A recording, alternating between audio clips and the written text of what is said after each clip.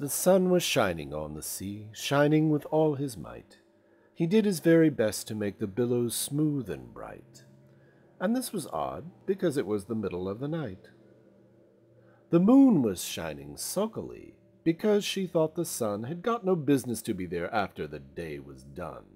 "It's very rude of him," she said, "to come and spoil the fun." The sea was wet as wet could be. The sands were dry as dry. You could not see a cloud because no cloud was in the sky. No birds were flying overhead. There were no birds to fly. The Walrus and the Carpenter were walking close at hand. They wept like anything to see such quantities of sand. "If this were only cleared away," they said, "it would be grand. If 7 maids with 7 mops swept it for half a year, do you suppose," the Walrus said, "that they could get it clear?" "I doubt it," said the Carpenter, and shed a bitter tear. "Oh, oysters, come and walk with us," the Walrus did beseech. "A pleasant walk, a pleasant talk, along the briny beach. We cannot do with more than 4 to give a hand to each." The eldest oyster looked at him, but never a word he said. The eldest oyster winked his eye and shook his heavy head, meaning to say he did not choose to leave the oyster bed. But 4 young oysters hurried up, all eager for the treat. Their coats were brushed, their faces washed, their shoes were clean and neat, and this was odd, because they hadn't any feet.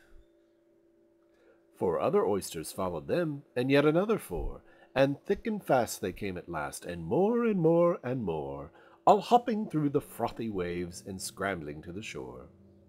The Walrus and the Carpenter walked on a mile or so, and then they rested on a rock conveniently low, and all the little oysters stood and waited in a row.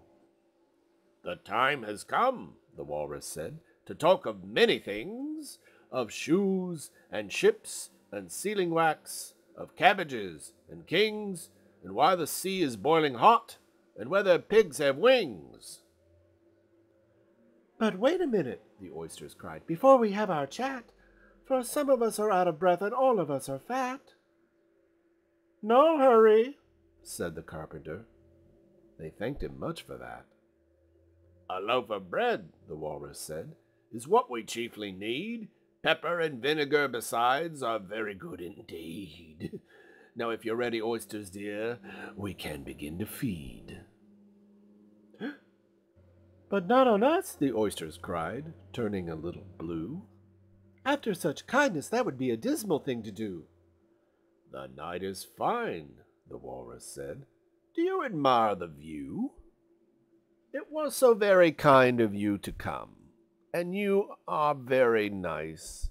The Carpenter said nothing but, "Cut us another slice? I wish you were not quite so deaf. I've had to ask you twice." "It seems a shame," the Walrus said, "to play them such a trick, after we brought them out so far and made them trot so quick."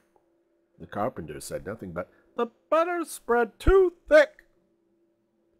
"I weep for you," the Walrus said. "I deeply sympathize." With sobs and tears he sorted out those of the largest size, holding his pocket handkerchief before his streaming eyes. "Oh, oysters," said the Carpenter, "you've had a pleasant run. Shall we be trotting home again?" But answer there came none, and this was scarcely odd because they'd eaten every one.